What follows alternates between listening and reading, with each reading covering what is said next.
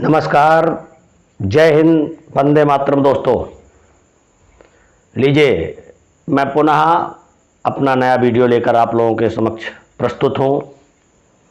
सर्वप्रथम आप सभी सकुशल हों परिवार सहित, इसकी कामना करते हुए मैं आपसे एक आग्रह करूँगा कि आप सभी लोग इस वीडियो को, इस चैनल को और हमारे लिए कुछ ना कुछ सहयोग की भावना रखते हुए आप लोग हमको इस कहानी या इस चैनल के माध्यम से, कमेंट के माध्यम से सहयोग, मार्गदर्शन प्रदान करें। मेरा कहने का तात्पर्य कि आप सर्वप्रथम सभी लोग, जितने भी मेरे समर्थक हैं, मेरे चैनल के प्रेमी हैं, आप सबसे पहले चैनल को सब्सक्राइब करें। आपने चैनल सब्सक्राइब नहीं किया अभी अगर, तो शीघ्र ही आप सदस्यता लें, चैनल सब्सक्राइब करें और वीडियो को लाइक करें, कमेंट करें, कमेंट के माध्यम से अपना परामर्श दें और ज़्यादा से ज़्यादा अपने साथियों को शेयर करें। मित्रों, भाई आप सभी का प्रोत्साहन ही मेरे लिए आगे बहुत बड़ा अवलंब बनेगा। मैं जो आज की कहानी लेकर आया हूं, आज की कहानी बड़ी ही सुंदर टॉपिक पर कहानी है। ये जो विषय है ये बहुत ही महत्वपूर्ण विषय है। विषय ये है कि आज के समाज में लोग अपने स्वयं के व्यक्तित्व को, अपने स्वयं की प्रतिभा को, अपने स्वयं की शक्ति को पहचान नहीं पाते और दूसरों के सहारे अपना जीवन जीने पर निर्भर हो जाते हैं। मेरा यह मानना है कि ये हमारे लिए, आपके लिए या अन्य किसी के लिए, जो भी प्राणी मात्र हैं, जो भी इंसान हैं, उनके लिए ऐसी आदत, ऐसी विचारधारा बिल्कुल भी उचित नहीं है। हमें ऐसा नहीं है कि किसी का सहारा लेना नहीं चाहिए। आवश्यकता पड़ने पर सहारा लेना भी चाहिए। ये संसार की विधा है, सभी एक दूसरे के काम आते हैं, एक दूसरे के सहारे में रहते हैं, एक दूसरे को सहारा देते हैं। परंतु ऐसा नहीं कि कोई भी परिस्थिति आपके सामने आई, कोई कार्य आपके सामने आया और आप उस कार्य को गति दिए बगैर, उस कार्य को किसी प्रकार से आगे बढ़ाए या प्रारंभ करने के पहले ही आपने ये दिमाग लगा लिया कि इस कार्य को अब हमको क्या करना है, अमुक व्यक्ति के सहारे हम फला फला से कह देंगे और वो हमारा ये कार्य करा देगा, इसमें समय नहीं लगना। बस यही हम और आप लोग मात खा जाते हैं। ऐसी विचारधारा नहीं होनी चाहिए। प्रत्येक मानव को, प्रत्येक नागरिक को, प्रत्येक भाई बंधु को, सभी को स्वावलंबी होना चाहिए। यह मानव तन पाकर, ये मनुष्य का शरीर जो हमें मिला है, इसे पाकर हमें स्वयं प्रयत्नशील होना चाहिए, लगनशील होना चाहिए, संघर्षशील होना चाहिए।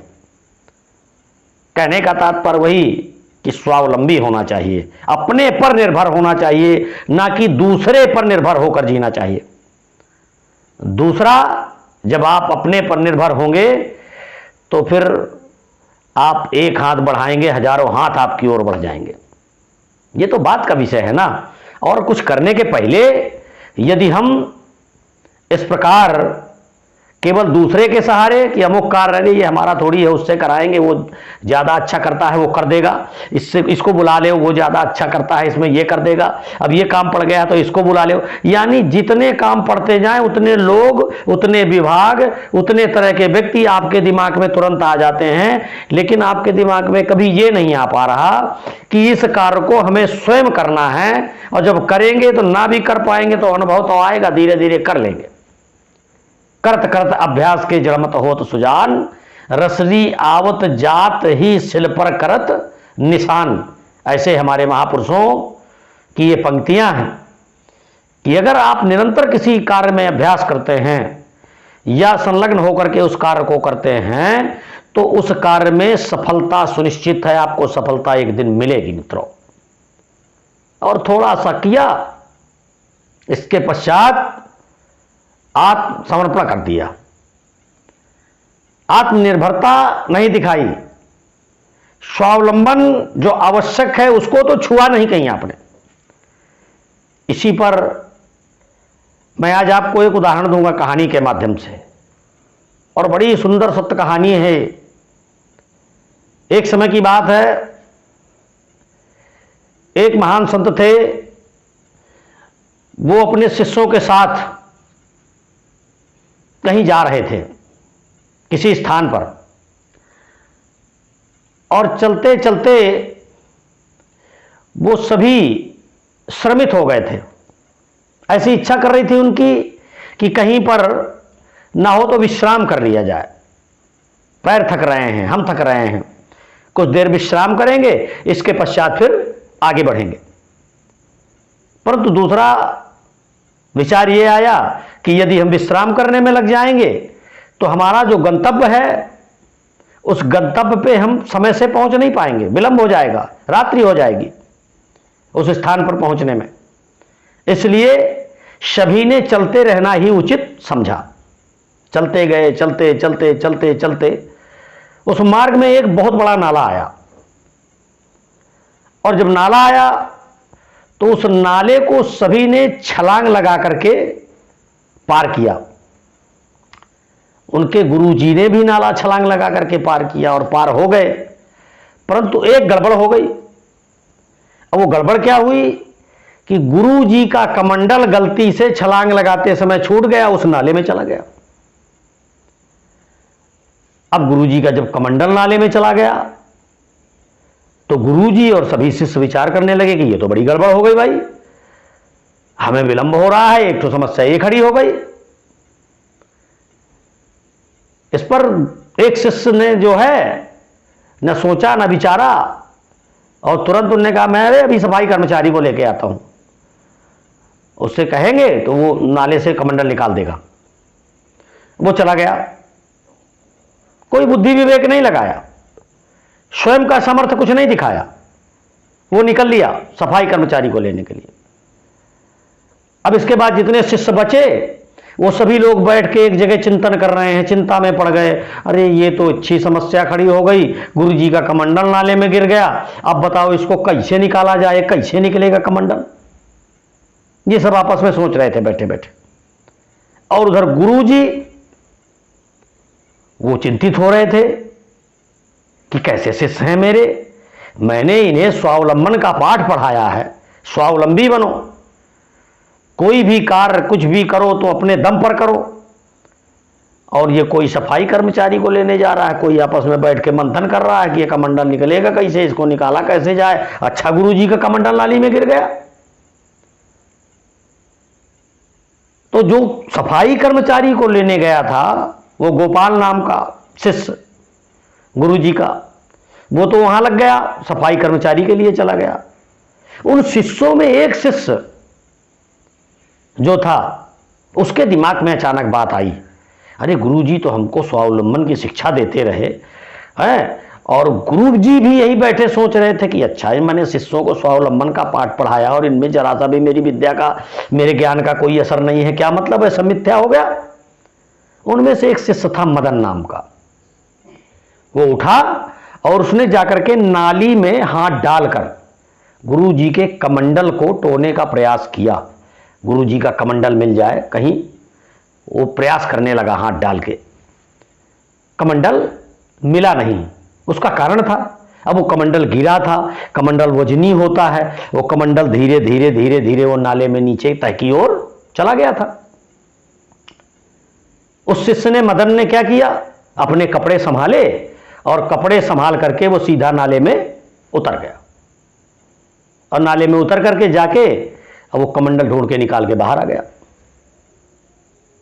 अब गुरुजी ने जब ये देखा कि अरे मदन ने तो कमंडल निकाल लिया, गुरुजी को एक प्रसन्नता हुई कि चलो इतने शिष्यों में कोई एक ही सही, किसी ने मेरे दी हुई विद्या, मेरे पढ़ाए हुए पाठ को अपने मन मस्तिष्क में उतारा। स्वावलंबन का जो मैंने पाठ पढ़ाया, इस पर इसका असर हुआ। गुरुजी बड़े प्रसन्न थे मदन के ऊपर, बड़ी सराहना की गुरुजी ने। और इसके पश्चात उनको ये लगा कि नहीं, शिष्य ने मेरे कार्य किया। सभी लोग प्रसन्न थे, गुरुजी का कमंडल मिल गया, गुरुजी का कमंडल मिल गया है, अब आगे मार्ग के लिए प्रस्थान करेंगे। इतने में जो है वो जो पहला शिष्य था गोपाल, जो सफाई कर्मचारी को लेने गया था, वो खाली हाथों लौट आया था। सफाई कर्मचारी क्या रखा है, जब तुम्हें जरूरत होगी तो जिस चीज की जरूरत हो, जिसकी जरूरत हो, वो तुम्हें समय पर मिल ही जाए जब तुम्हें कार्य की आवश्यकता हो। वो तुम्हारे लिए क्या खाली बैठा है ना, ऐसा कुछ होने वाला नहीं है। उसने जब ये देखा कि मदन ने तो गुरुजी का कमंडल नाले से निकाल के रख दिया, मैं सफाई कर्मचारी ढूंढता फिर रहा हूं, उसको अपने आप में बड़ी ग्लानि हुई, शर्मिंदगी महसूस हुई कि अरे ये कार्य तो हम लोगों को ही कर लेना चाहिए था। देखो मदन ने जब कर लिया तो क्या हम नहीं कर सकते थे। स्थिति ये हुई कि गुरुजी ने कहा कि बेटा, मैंने पाठ सभी को एक पढ़ाया, आज मदन ने जो कार्य किया मैं इससे अत्यंत प्रसन्न हूं।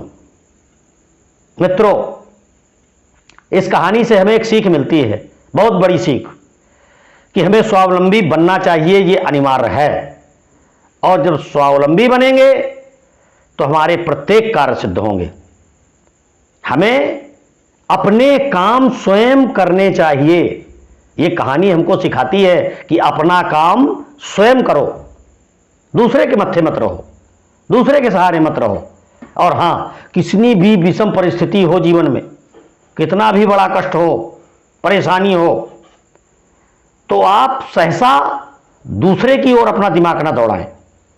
जितना संभव हो अपने प्रयास को पूर्ण लगा दो, ताकि किसी की सहारे के बगैर, किसी के सहारे के बगैर उस कार्य को यदि पूर्ण कर लोगे तो वो जो सहारा तुम्हें लगा देना है वो तुम्हारा सुरक्षित रखा रहेगा किसी अन्य विषम परिस्थिति के लिए।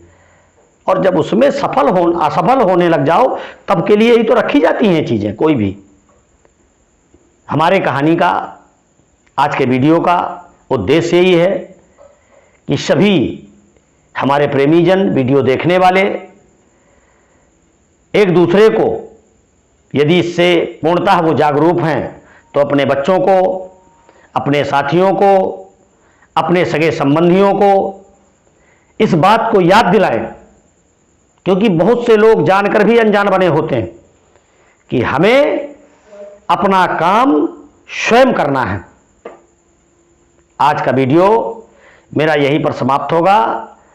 आप सभी से ये आग्रह है, आप सभी लोग अपना ख्याल रखें। बहुत ही जल्द मैं आप लोगों के समक्ष अपना नया वीडियो लेकर पुनः प्रस्तुत होऊंगा।